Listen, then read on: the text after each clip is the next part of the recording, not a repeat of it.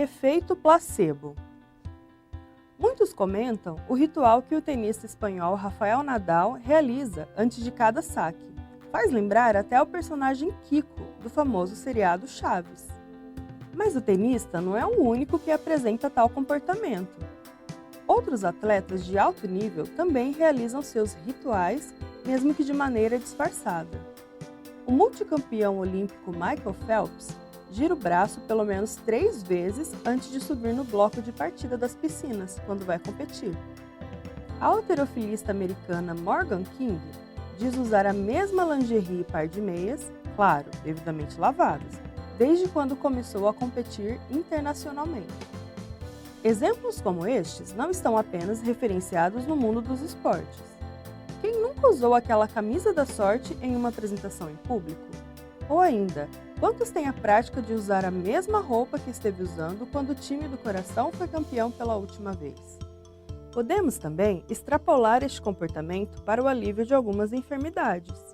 Muitas vezes, utilizamos remédios caseiros que cientificamente não possuem efeitos comprovados, ou fazemos até mesmo a pressa, para aliviar uma dor de cabeça repentina ou uma dor de barriga.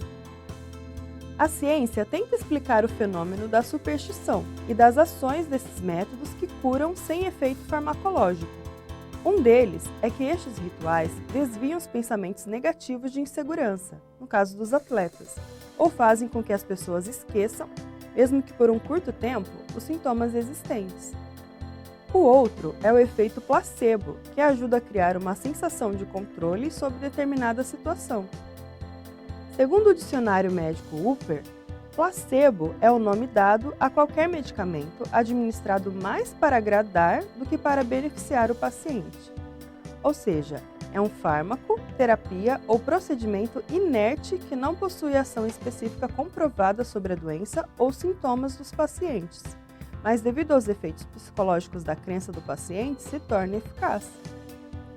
Achados científicos sobre placebos sugerem que esta resposta parece ser mais eficaz para pacientes altamente ansiosos. Reduzindo a ansiedade e estresse, o placebo apresenta efeitos psicológicos e melhora as funções imunes. Sugere-se que as endorfinas estão envolvidas neste processo, de modo que a liberação dessas substâncias pode explicar as mudanças no comportamento, modulando o sistema imune e pode conduzir a melhora no quadro clínico. Em pesquisas clínicas, para a descoberta de novos medicamentos em diversas enfermidades, o efeito placebo é levado em consideração. Eles são aplicados para se testar os reais efeitos de medicamentos e terapias e são usados em estudos duplos cegos, em que nem o paciente nem o prescritor têm conhecimento se o medicamento possui princípio ativo ou se é um placebo, e consistem no uso de cápsulas desprovidas de substâncias terapêuticas ou contendo produtos reconhecidamente inertes, administrados a um grupo de estudo, humano ou animal, com a finalidade de comparar os efeitos das substâncias a serem testadas e validar os efeitos dos medicamentos. Caso os medicamentos tenham resultados melhores do que o placebo, é sinal de que a pesquisa é promissora. Existem muitas patologias suscetíveis ao efeito placebo. Já se sabe, por exemplo, que em casos de enxaqueca, 21% da melhora de pacientes se dá através do uso do placebo. É possível também que ocorra o contrário, ou seja, determinada substância inerte, ou que comprovadamente não possui efeito algum, antecipe um efeito agravante para determinado sintoma ou doença. Neste caso, dá-se o nome de efeito nocebo.